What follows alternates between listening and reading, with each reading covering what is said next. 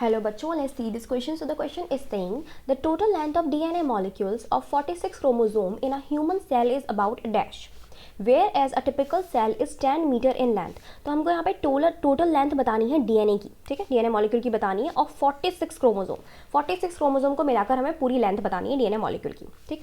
Now let's see, जो हमारा DNA होता है, ठीक है, डीएनए बेसिकली किससे बना हुआ होता है?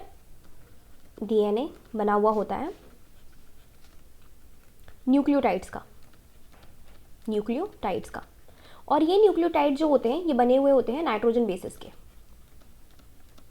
प्लस फॉस्फेट प्लस शुगर, इनके बने हुए होते हैं, ठीक है.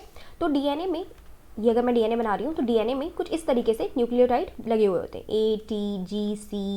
ATGC रैंडमली लगे हुए होंगे और पेयरिंग कर रहे होंगे अपने ऑपोजिट कॉम्प्लीमेंट्री. तो ए का टी होता है और टी का ए, जी का सी, सी का जी, ए का टी, ए सी जी, इस तरीके से कॉम्प्लीमेंट्री पेयरिंग होती है. 2 hydrogen bond and here with 3 hydrogen bond, G के सी के बीच में 3 हाइड्रोजन बॉन्ड होते हैं. तो अगर हम लेंथ के बारे में पूछ रहे हैं और हमारा क्रोमोसोम इस तरीके से जा रहा है, तो हम अगर इन दो के बीच की दूरी पता कर लें कि कितनी होती है, तो हम निकाल सकते हैं कि, और हमें पता चल जाए कि डीएनए में, ठीक है, जो ह्यूमन डिप्लॉयड सेल में जो डीएनए पाया जाता है उसमें कितने बेस पेयर पाए जाते हैं. तो हम एक एस्टिमेटेड क्या निकाल सकते हैं? लेंथ निकाल सकते हैं.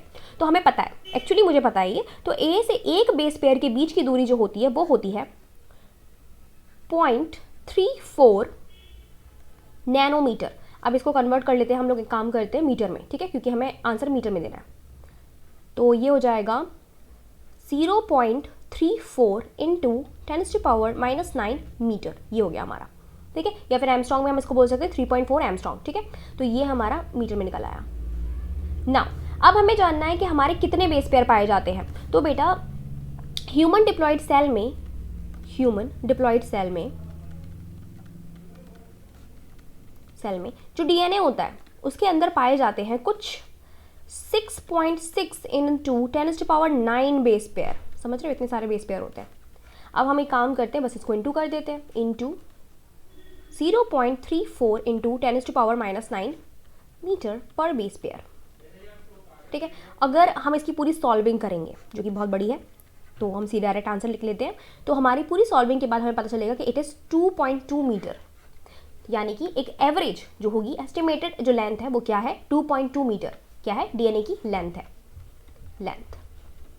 अब हमारा इससे पास जो आंसर जा रहा है वो 2 मिलीमीटर तो बिल्कुल भी नहीं है, 2 सेंटीमीटर तो बिल्कुल भी नहीं है, 0.2 मिलीमीटर भी नहीं है, 2 मीटर. यस, 2.2 से हमारे पास जो मिलता जुलता है वो 2 मीटर है, तो हम यहाँ पे 2 मीटर जो है वो राइट कर देंगे.